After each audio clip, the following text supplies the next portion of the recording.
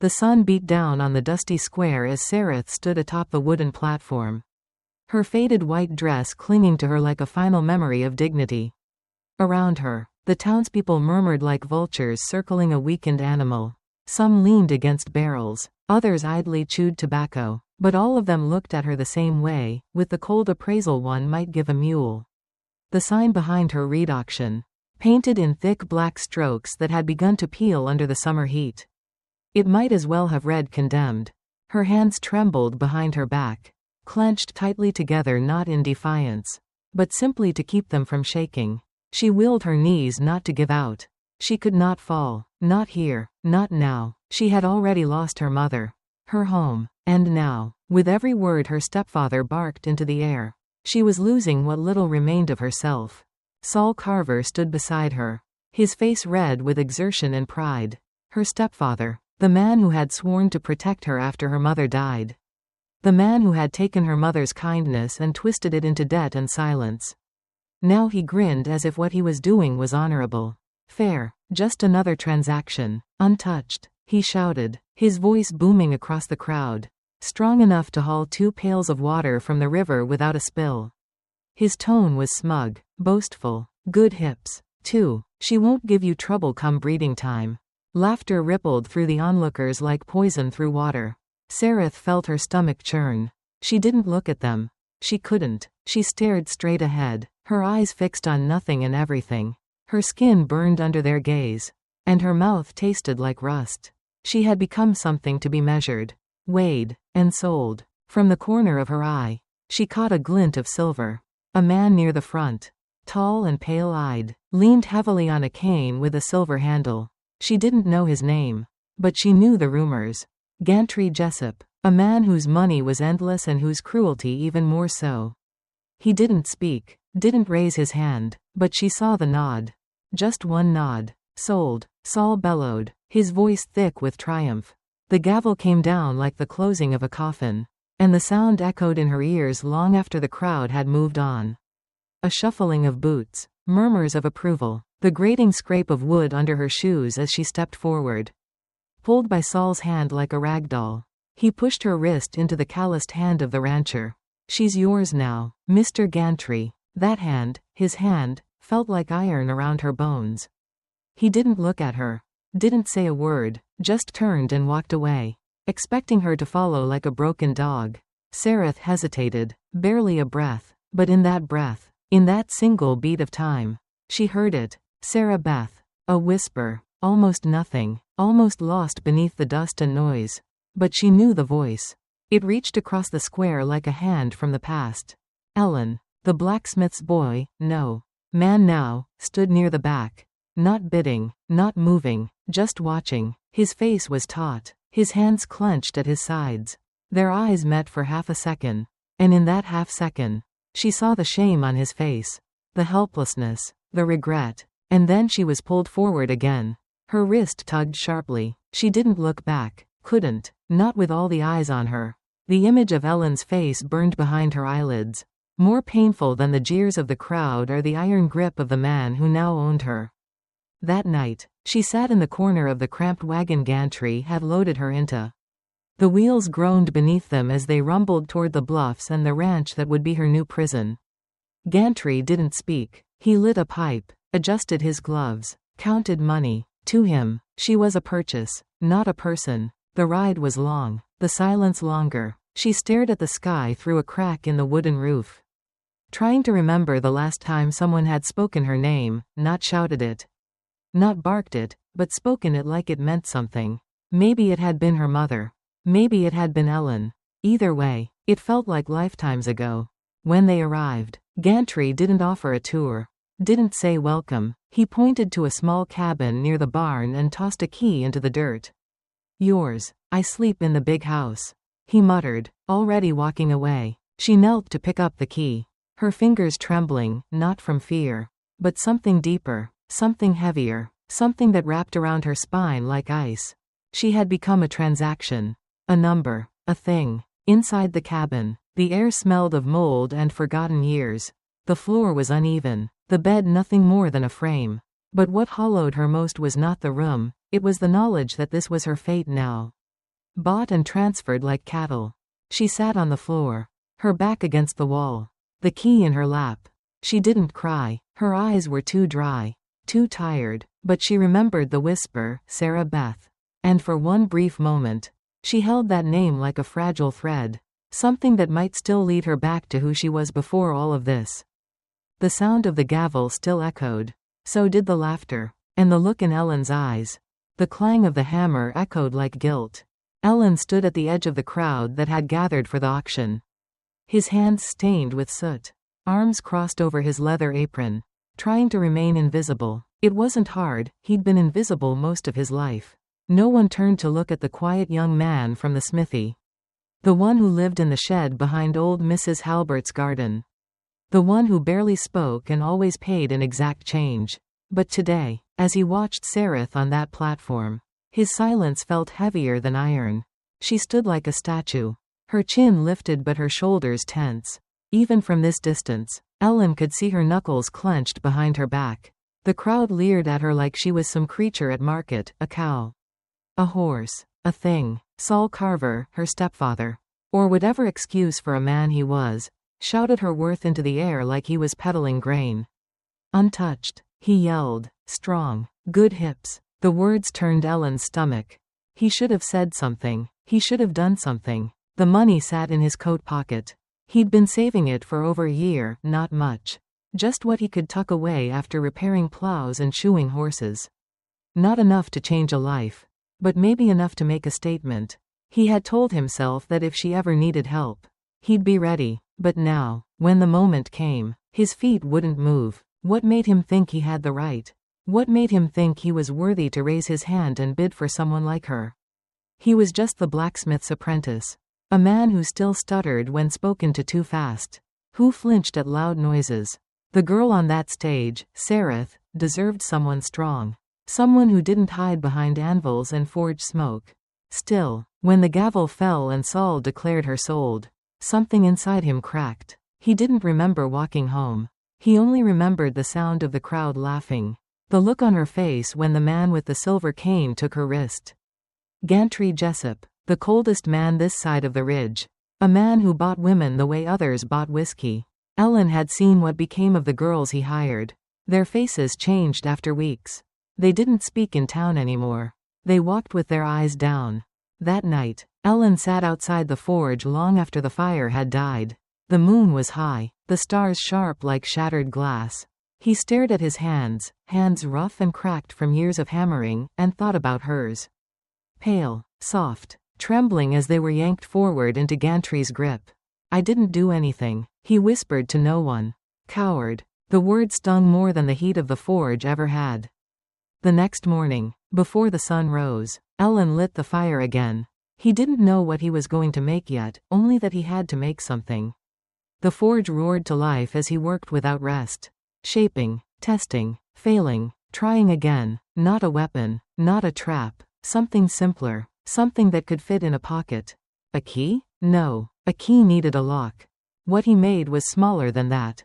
More precise. It was a device of curved steel, flattened rods, and tiny hinges, something he'd once seen used on padlocks by traveling traders, half tool, half miracle. It was delicate, but it worked. Not to break chains, to open them, not to rescue her, to give her a choice.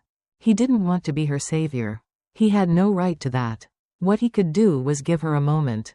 A crack in the wall. A gap in the silence. Something she could use if and only if she wanted.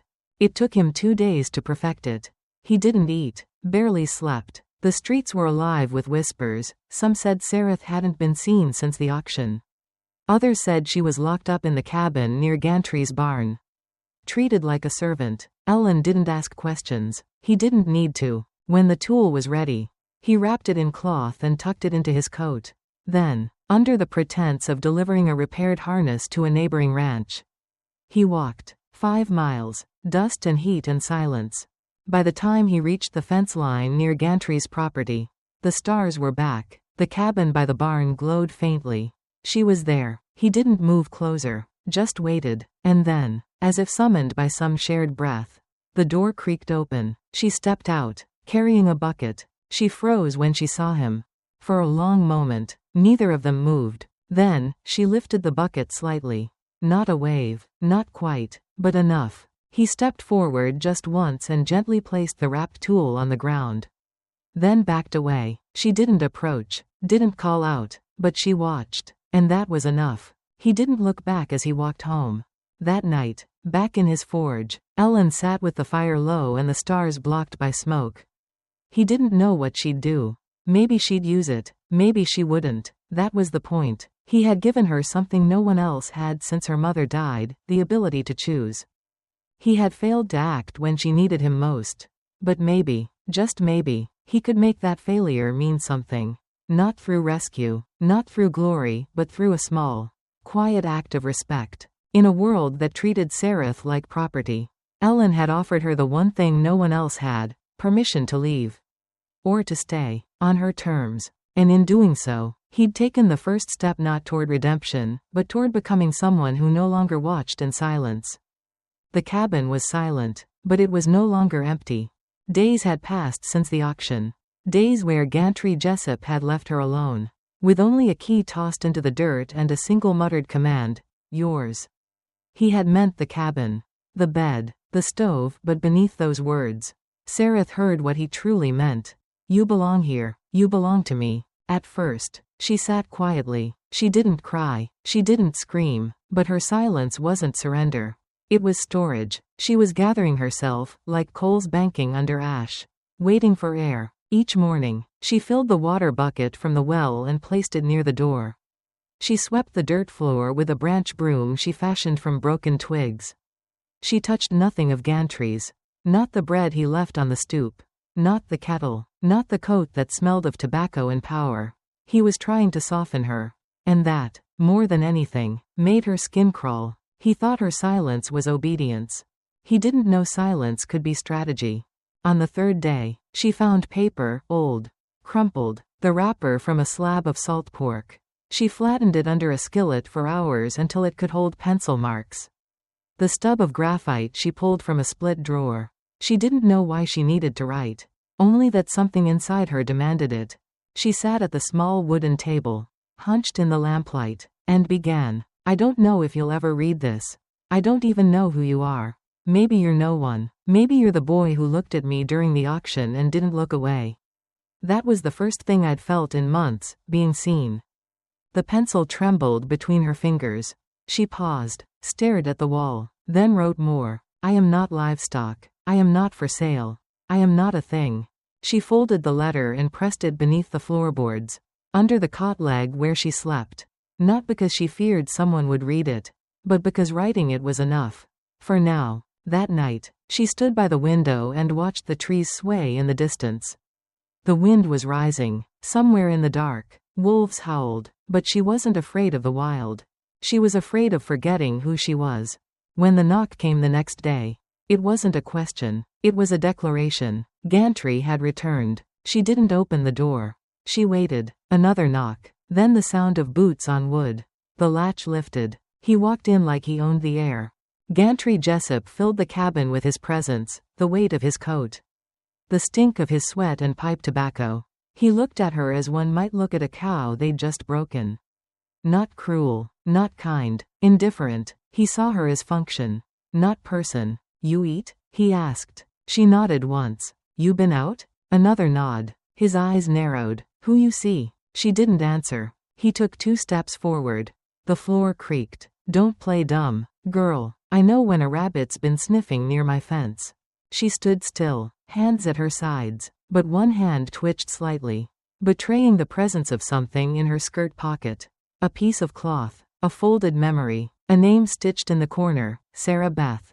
He caught the movement. You got a secret, Missy? And then, for the first time since the auction, she spoke. Her voice didn't tremble. No, sir. 2 words, cold, controlled, not the whimpering submission he expected. He stared at her. Something shifted behind his eyes. Not fear, but confusion. He didn't expect resistance. Not from her. Well, he muttered, rubbing his jaw. Ain't you got some fire in you after all? He moved to the table and sat. The loaf of bread, still wrapped, still untouched, sat in the center.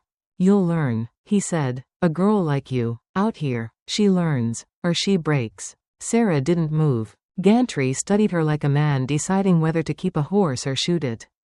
But he didn't see her hand clench around the key in her pocket. He didn't see the fire behind her calm. He didn't know she was no longer waiting to be rescued. She was preparing to choose.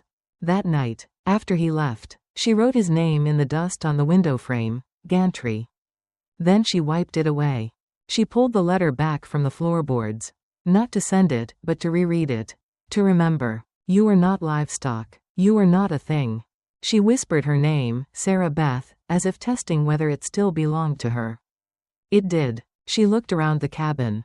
No longer as a prison, but as a map. She saw the loose floorboard under the stove. The rusty hinge on the back window. The shovel behind the door. She wasn't planning revenge. She wasn't planning escape. She was planning agency. The next morning, when Gantry returned again, he didn't knock. He strode in while she kneaded biscuit dough. Didn't I tell you I don't like quiet women? He said. She didn't look up. What's that you're making? Biscuits. Her tone was flat, steady. He frowned. You think this is yours now?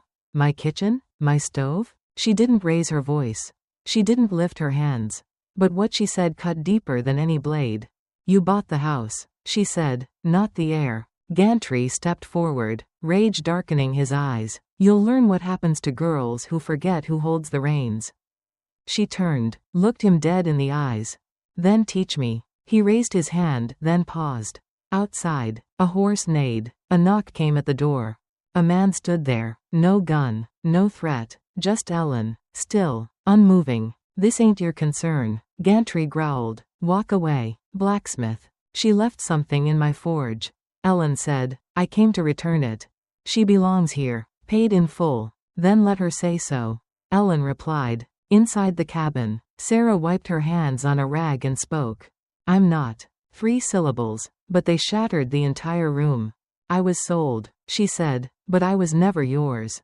Not in my bones.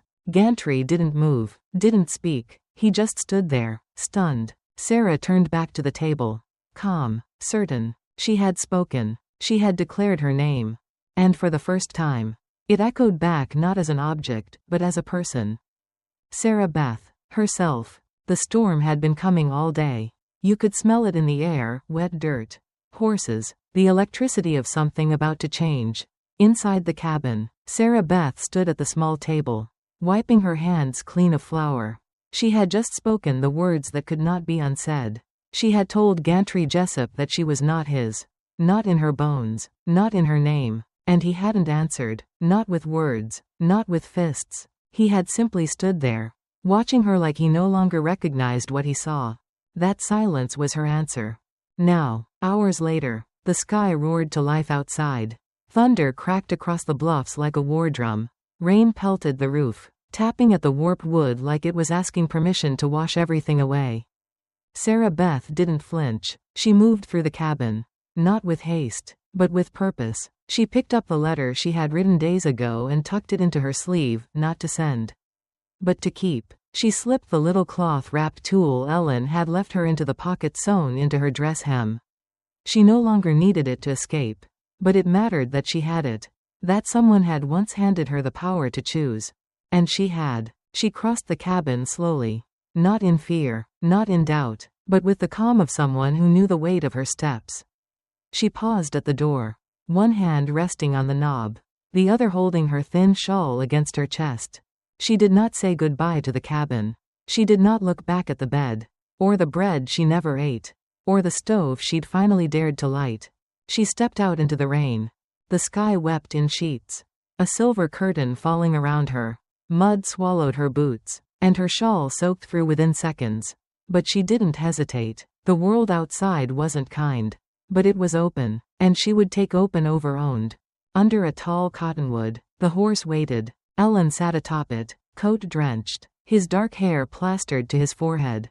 He didn't speak when she emerged. He didn't gesture, didn't smile. He just was there, like he had been every moment that mattered. She walked to him, the mud sucking at her heels, rain dripping from her lashes. She didn't rush, and he didn't move. When she reached him, she reached out, not for his hand, but for the back of his coat. and she climbed up behind him. No words. No questions. Just decision. The horse turned with a soft grunt. Ellen clicked his tongue once. And they began to ride, slowly at first. Then faster as the trees opened up into a long, slick path eastward. Behind them, the cabin faded into the curtain of rain. No rifle cracked. No man shouted after them. There was no pursuit. Because she had not fled. She had left. And that made all the difference.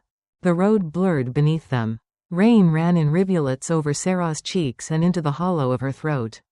She didn't wipe it away. Let it come. Let it wash. Her arms wrapped around Ellen's waist, not tightly. Not clinging. Just present. Like a tether to something chosen. Not thrust upon her. The horse carried them across shallow creeks. Past broken fences and gnarled trees.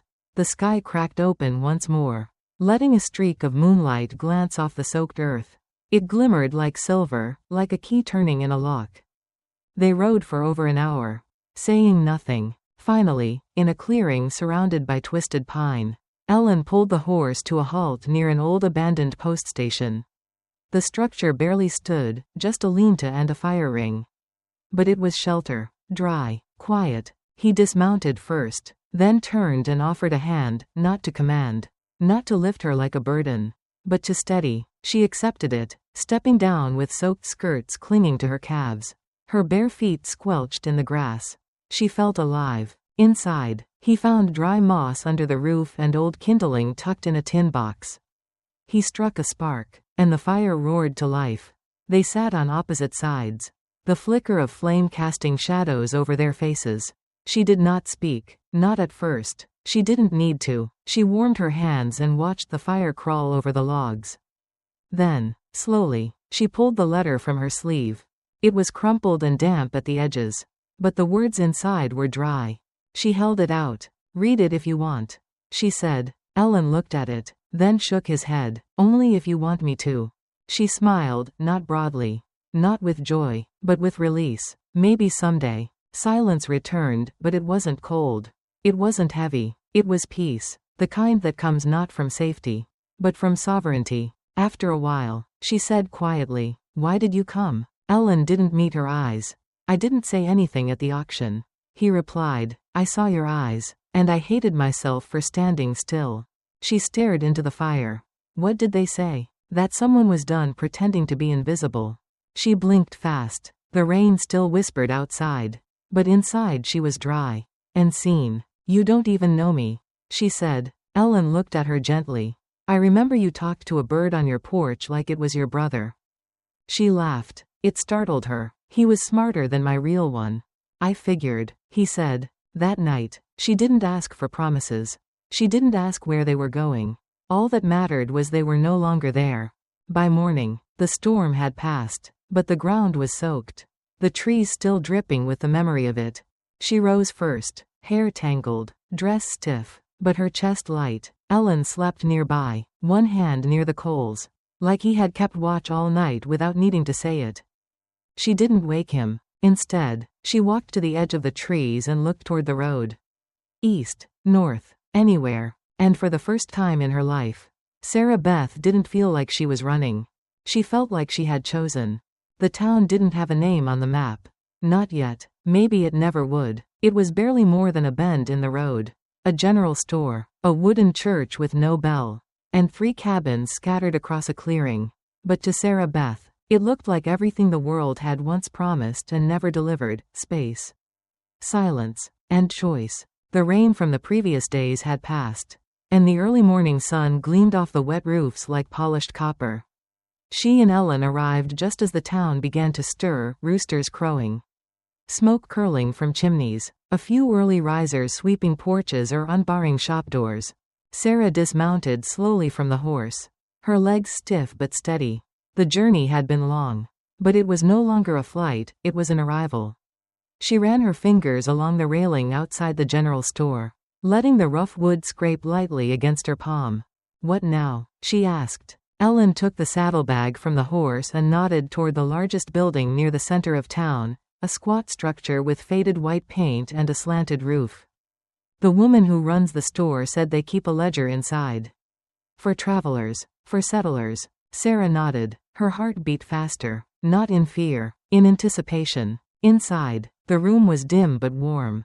Dust motes floated in the sunlight streaming through a crooked window. Behind a wide counter sat an older man with spectacles and a ledger the size of a family Bible. He was scribbling something with a heavy fountain pen, and didn't look up right away.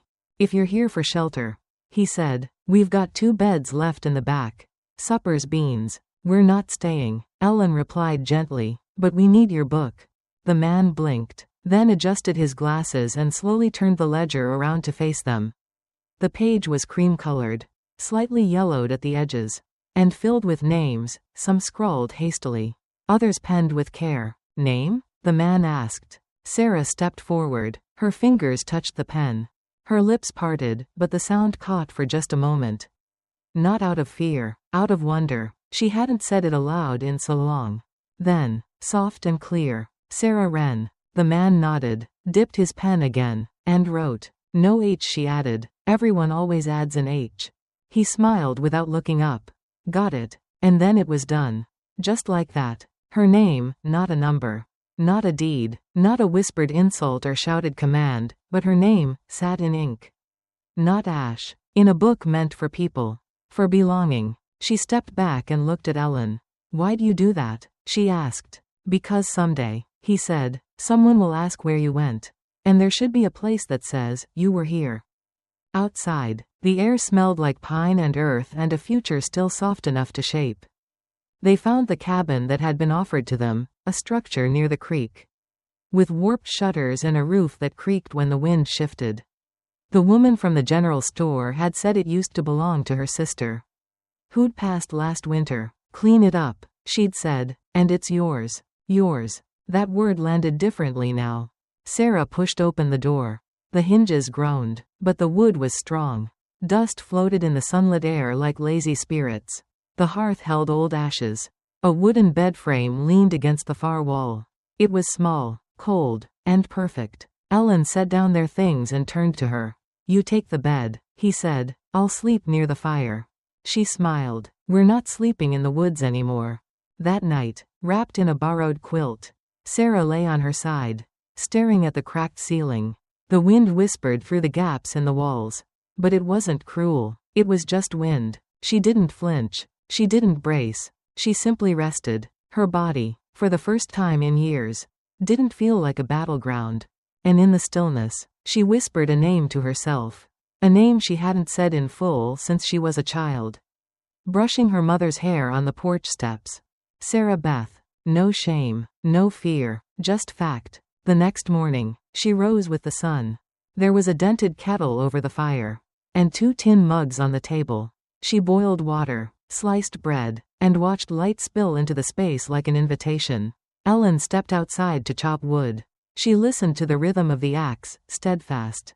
Sure, like a hymn sung to the forest. Then came a knock. She opened the door. A boy stood there, no older than 10, with straw-colored hair, clothes too big for his frame, and a tin box held carefully in both hands. "You the ones who moved into Miss Bertha's place?" he asked. Sarah nodded. The boy opened the box and held it out. Inside were 3 small muffins, each slightly burned on one side. "Mama says newcomers deserve something warm," he said, "even if it's ugly." Sarah smiled. "They're beautiful." The boy glanced past her, eyes landing on Ellen. "Is he your husband?" Sarah paused, then shook her head. "No, but he's my family, the kind I chose." The boy's face lit up. "My daddy left," he said, "but Mama says the ones who stay matter more." "She's right," Sarah replied. "I'm James," the boy said. "I'll come by tomorrow. Mama says you might need help cleaning." "We'd like that, James." He turned and ran down the path, not waiting for a reply. Sarah closed the door gently and leaned her forehead against it, holding the tin to her chest. Her hands trembled, but not from fear. From joy. Ellen stepped in, sweat on his brow, axe over his shoulder. "Who was that?" he asked. She turned, smiling. "Hope. In a tin box." He laughed, soft and real. "So," he asked, "what do we do now?" She looked at him. The hearth, the muffins, the empty shelves waiting to be filled. "We live," she said, "and maybe, someday, We fall in love, not because we have to, but because we can. Ellen didn't answer. He just stepped closer, placed his hand on the tin between them, and then hers over his. Not rushed, not promised, just held. And that, for now, was everything.